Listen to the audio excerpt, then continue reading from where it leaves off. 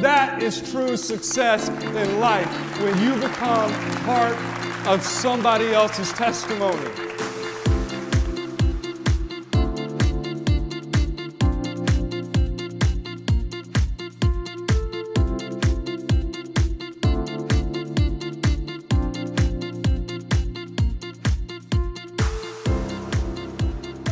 My guest today is a successful entrepreneur, an aspiring author, and a professional speaker. But it always hasn't been success for Justin Siegfried. There was a dark point in his life, and we're going to talk a little bit about that today. So I want to welcome to the show today, Justin Siegfried. What's up, bro? How's it going, bro? How you doing? I'm excited, man. I'm excited to have you here. So let's talk a little bit about how you and I met. So tell that story. I love to hear this story. Okay. So it was a little over a year ago. I had just moved back from Texas.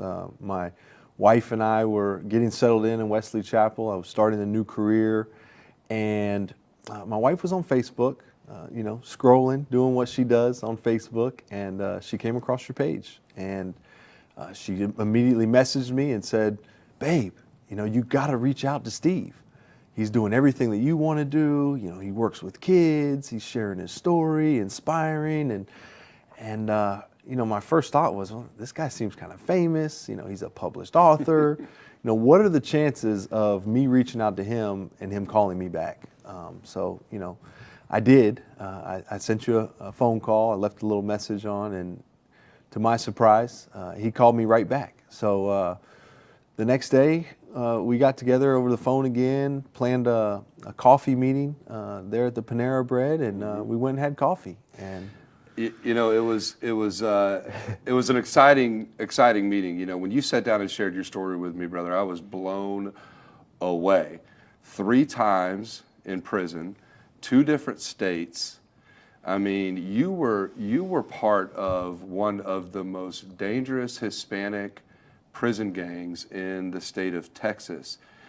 How did you get there, bro? Talk a little bit about your journey growing up, some of the key points on what life was kind of like growing up, what led you to, how did you end up in prison? Well, it kind of starts as a child. Both my parents were, functioning addicts. They separated when I was young. I was exposed to a lot of different things. Mother liked to party.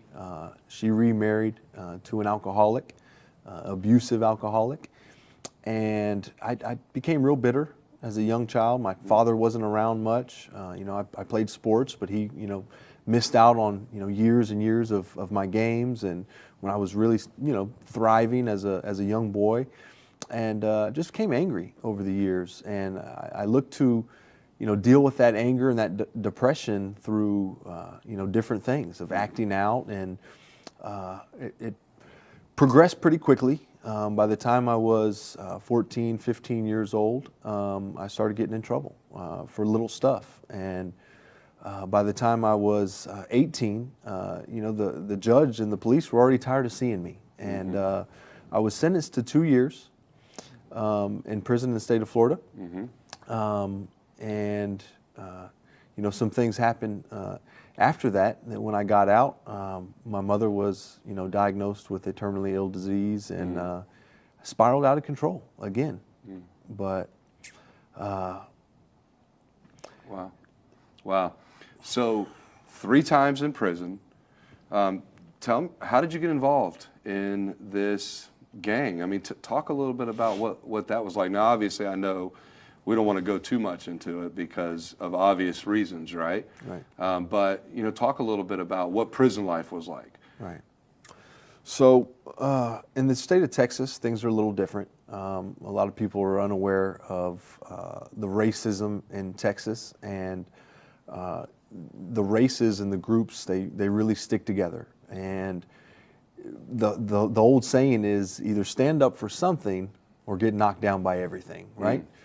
And in prison, it's a different life, it's a different world, and basically you stand up for what you believe in, and your people, are grouped together, and you look out for one another. It's more of a brotherhood, as a racial thing.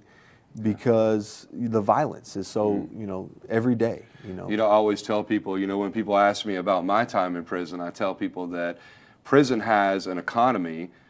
It has its own economy, just like not just like, obviously, but Right. it has an economy like we have out here. I mean, it's a functioning society in there. Definitely. And you either thrive in that economy, you survive in that economy, or you do neither. Right. So, being part of this gang obviously helped you not only survive, but kind of thrive while you were in there. But there was a turning point.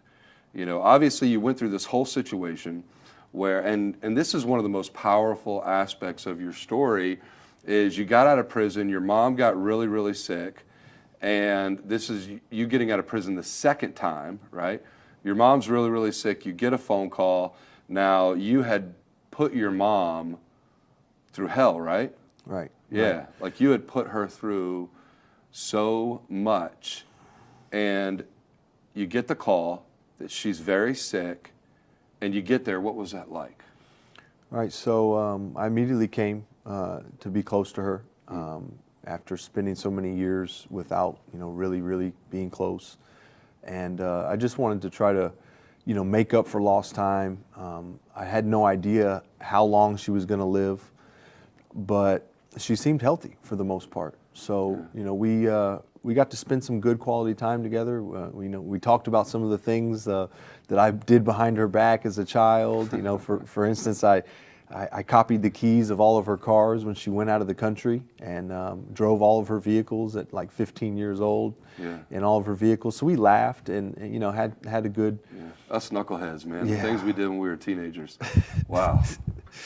Yeah. But it was good. We reconciled a little bit of the relationship. After I put her through so much for so long. Right. Now, you lost her. What'd that do to you?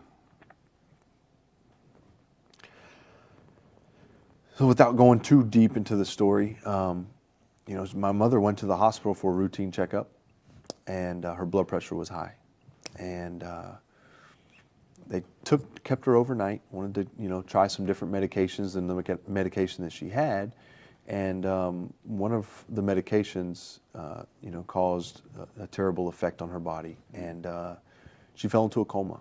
Her lungs, her kidneys, and her bowels all failed at once. And to be honest with you, it was like something I can't even really describe. The world stopped around me, and it's kind of a blur. I spent a couple days with her. She had a tube down her throat. She couldn't, breathe on her own. And I was faced with the decision as her firstborn child and her oldest child and only son to make a decision. And the doctors told us it's either, she's brain dead, 99% brain dead, or we let her go. And I made that decision to let her go, and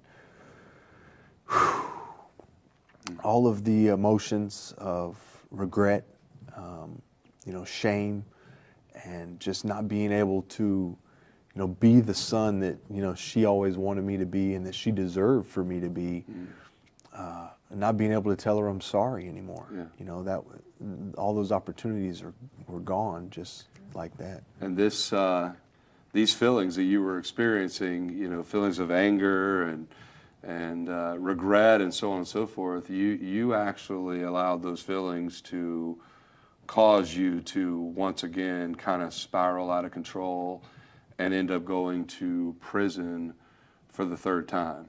Right. Now, there was a situation that happened this third trip in prison, and it had to do with the cell phone. Right? Now, cell phones, for those of you that don't know, are illegal in prison. You are not allowed to have a cell phone in prison. I get a kick out of it sometimes, actually, when I see guys that are in prison that have Facebook pages and they're making frequent posts. And I know what's going on, right? I know they've got a cell phone stash somewhere under a pillow, under the mattress, whatever. And that was the case for you. I mean, you were part of this gang. You were in a high-ranking position this third trip down, and you had a cell phone. right? Are you okay talking about that right now? They're not going to mess with you now at this Yeah. point, right? Okay. So you had a cell phone, and you called home, and tell us what happened. So, yeah, I called to share with my daughter. I believe was 9 years old at the time. You know, it had been over 5 years since I had seen her, and I got a lay-in that I was going to see parole. You know, a slip, a notification saying I was going to be interviewed for parole the next day. So I was excited. Right. You know, I was. You know, this is my chance. I may be going home, and I wanted to share that with my daughter. And I called to talk to her, and her mother. Not only did she not let me talk to her, but she told me that, "What are you so excited for? You know, you're in there doing the same thing you were doing out here."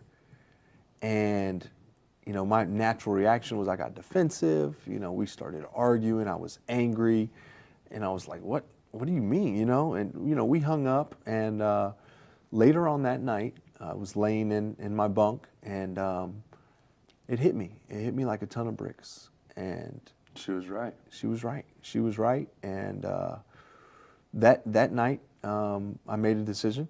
I gave my life to the Lord. I told God, you know, I've failed so many times in life. I've tried to do it on my own over and over again. And I made a decision that I was going to try it His way. And no matter what I faced or what the outcome of the parole interview was, that I was going to stay following Him. And a sense of comfort and relief, and just like 1,000,000 pounds, you know, lifted off of my shoulders. I felt great. You know, I woke up the next morning. I went to an NA meeting. I went to a Bible study the following week, and you know, started, you know, feasting and reading the Word of God, and just, you know, seeking that strength and that comfort. And, Yeah, and you actually, you obviously, even now though, you're still part of this gang, and you're in this high-ranking position. So, you know, obviously, getting out of the gang was not an option, because that just doesn't happen. You knew too much.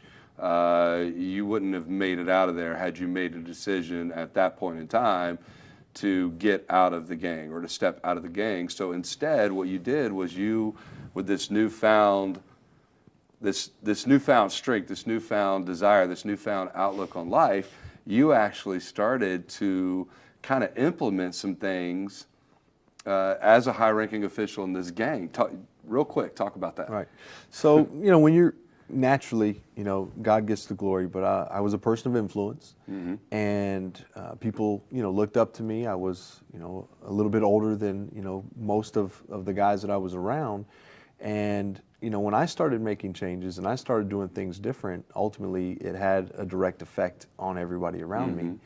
And, you know, it's one of those things that it kind of goes without saying. You know, when a lot of people are looking up to one person as a leader or as a mentor, as someone, you know, that inspires them, and that person starts going in a certain direction, well, ultimately the people that are following are going to start going that direction too. So, yeah, so you started implementing some really positive things with those guys. That's amazing. So, guys, we're going to go to commercial break, but when we come back, there was a transition. There was a time in Justin's life that turned everything around, and now he is on a major path to success, and we're going to talk about that when we come back.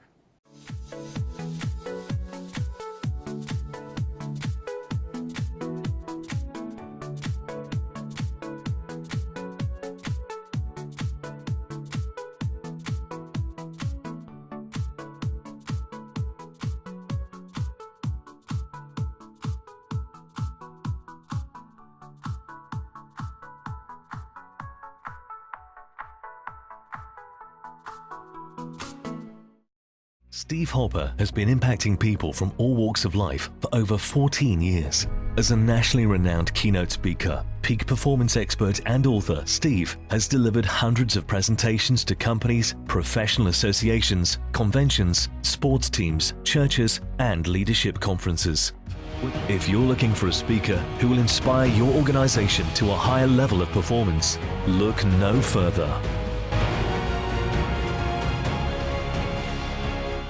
Hey, it's Andrew with School Choice Week, and I want to invite you to participate in a really cool event. It's called Celebrate Youth, taking place January 27th from 10 to 2. That's January 27th from 10 a.m. to 2 p.m. at Pasco County Safety Town. It's a community-based School Choice Week event, and you can meet with folks from all across the community and have a lot of fun. So January 27th, 10 to 2, Pasco County Safety Town.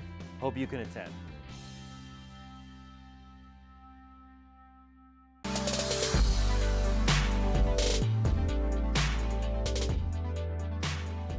Welcome back. Before the break, we were introduced to Justin Siegfried, a 3-time offender in 2 different states, 3 trips to prison.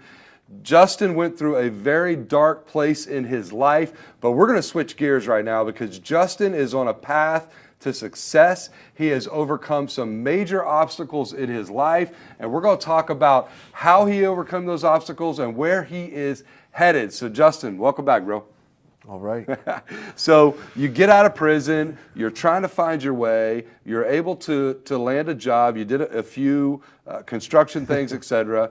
You met somebody who gave you an opportunity and you started taking that opportunity and running with it, but there was still this point where you just really didn't know what direction to go in.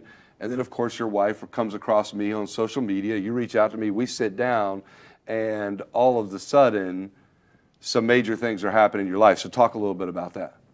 So yeah, it's just one of those things that when you get out of prison, you don't know what the road has for you. Right. You don't know what life's going to throw at you. It's tough to get a job. You overcome all those challenges and all those things. But I was blessed. I look at it as God had a plan. He allowed me to cross paths with certain people, and ultimately my obedience, my devotion, my dedication towards want to be successful and want to have an impact on other people's lives and all those things. Just it all came together. It all came to a head. Now you've got this fire, okay? You've got this fire, and this was one of the reasons that I have a lot of people that approach me about mentorship and guidance and coaching and all of these types of things. And ultimately, one of the most valuable possessions that we have is our time, right? And I only invest my time with people that I feel are ready to go to the next level. So when you and I sat down for the very first time, you had this fire, and I knew. Now you're a guy whose society had written off, bro. 3-time offender, you're tattooed from head to toe, you were in gangs, you got a record probably like a mile long, you know what I'm saying? Way longer than my record, just for the record. But anyways, you got this long record. Opportunities, most people would say opportunity doesn't apply to you. But man, you are doing it. You have gone after it, and you've got this fire. So where does this fire come from? It's the face of adversity, right? You can either run at it or run away from it. I've always been one of those people, I give 100%. I'm an extremist is what they say, right? I gave 100% to the drugs and the thug life and all those things. Well, I'm going to give 100% towards being successful, right? I'm going to give 100% towards impacting other people's lives. I'm going to give 100% towards whatever it is that I set myself to do. So when I wake up in the morning, I know that I got to go and get it. I know that the world hasn't seen anything like me yet. And I wake up with that mentality every single day. Right. Because how many people out there that are in situations as I am that, I don't have what it takes, or they're going to judge me because of my record. I mean, I walk into businesses every single day with tattoos all over my hands and a teardrop on my face.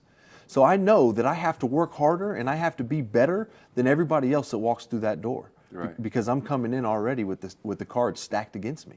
Well, there's a valuable lesson for everybody that's watching this. As we hear your story, we see your drive and we see the success that you're having, is that somebody doesn't have to go to prison. Most people, as I travel the world and I speak and I meet so many people from so many different walks of life, entrepreneurs, small business owners, salespeople, employees, what I've found is that most people are allowing things that have happened in their lives, the negative things, the failures that they've had, the failed relationships. It doesn't have to be that somebody was in a prison cell and all of these things going against them to allow those life experiences to hold them back. I mean, there are people out there that are just allowing some of the failures that they've had in their life to prevent them from going after it every day with that fire. And I think that a story like yours is so powerful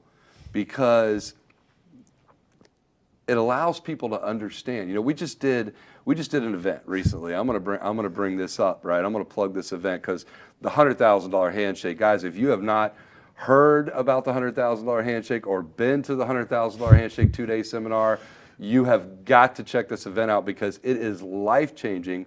And I spoke to a gentleman this morning on the way here, and he said, Steve, he said, as I went around the room and realized what some of these people had been through and what they had overcome and where they were headed, he said, I felt like my problems were not that big of a deal, right? Right. So I think the power in your story is that when people can see somebody like you who has gone through all of this, and now you're striving and you're fighting and you've got 5 kids and you're going to leave a legacy for your family, because not only are you a successful entrepreneur at this point, but you're working on a book right now. What's that book going to be called? Chainbreaker. Chainbreaker. Yes, sir. Wow, Chainbreaker. I mean, how amazing is that? So you're working on a book and you're also doing speaking. I mean, you're breaking into this professional speaking career, which is kind of where you and I connected on a higher level because you were aspiring to do that. So talk a little bit about that. Speaking, I got into speaking from prison. Was introduced through Toastmasters, and never really knew that I had a gift. That I could use the front of the room and sharing my story and sharing my testimony and sharing the things that I've experienced to inspire others. And now that I've been given the opportunity, I love it. I enjoy it. Being able to see, someone's life encouraged or inspired based off of something they heard me say is just, heartfelt, and I just, really enjoy it. Yeah. So mentorship has played a major role kind of in the direction to where you're headed. So talk a little bit about how important mentorship is. And for those that are watching the show right now that are, maybe they're stuck, maybe they aspire to do some things and they just don't know where to go or how to get started or how to get to the next level. How important is mentorship when it comes to each and every one of us excelling in business and in life? Right.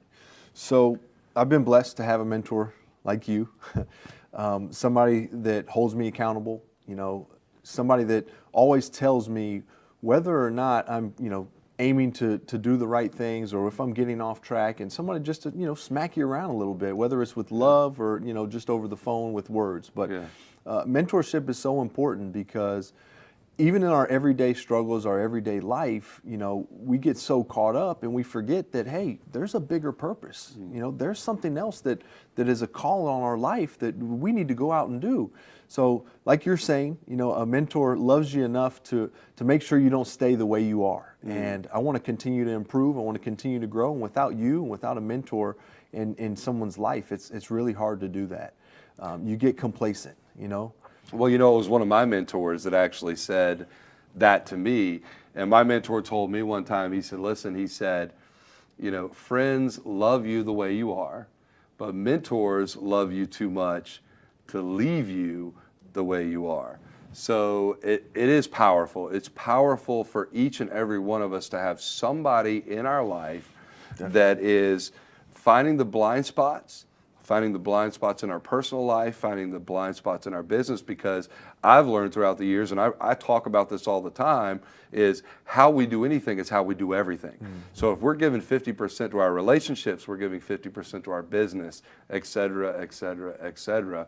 So mentorship is powerful because it allows people to come into your life that can encourage you, inspire you, keep you accountable, like you said, and push you and push you and push you to go and accomplish all the things that you want to accomplish. So what's in store for Justin Siegfried as you move forward? Well, obviously, I've got 5 children at home, blessed to be a father.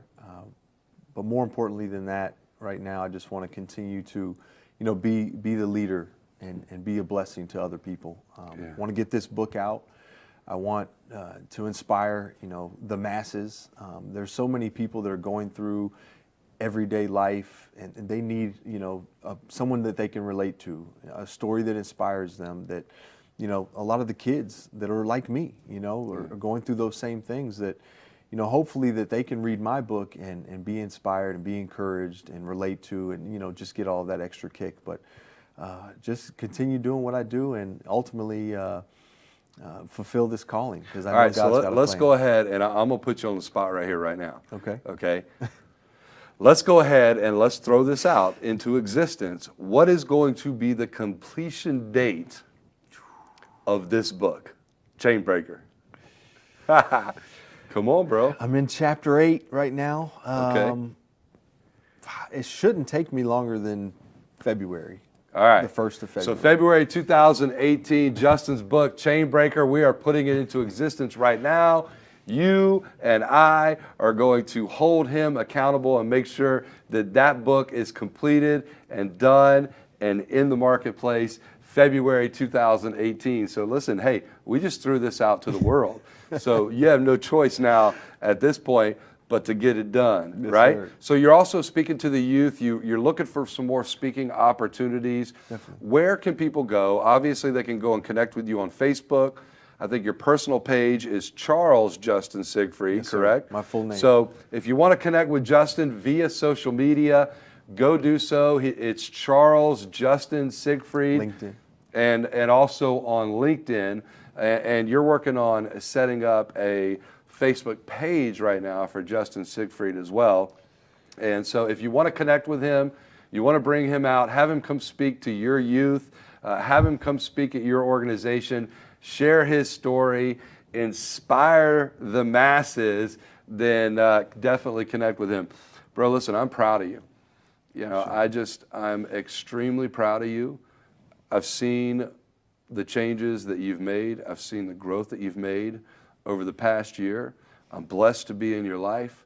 I'm blessed to see where you're headed. And I'm just excited about what the future holds for you. I appreciate it, man. Thank you. No doubt. So guys, listen, if anything Justin said with you resonates with you today, then here's what I want to encourage you to do. I want to encourage you to take a look at your own life. Take a look at the things right now in your life that are holding you back, that are preventing you from going to the next level. Maybe it's those things that you think about. Maybe it's the mistakes you've made. Maybe it's the failures that you've had in your business or in your life up until this point. And just realize that no matter what you've been through, all those experiences have strengthened you. They've gotten you ready to go and accomplish whatever it is that you want to accomplish in your life. So I encourage you today to get rid of the hang-ups, to go after whatever it is you want. Spend every waking moment of your life going after it with sincerity and heart and passion. Guys, don't forget to follow the show here. We're going to bring on some amazing guests as we move forward here. Subscribe to our YouTube channel. I love you. God bless you, and we'll see you guys on the next show.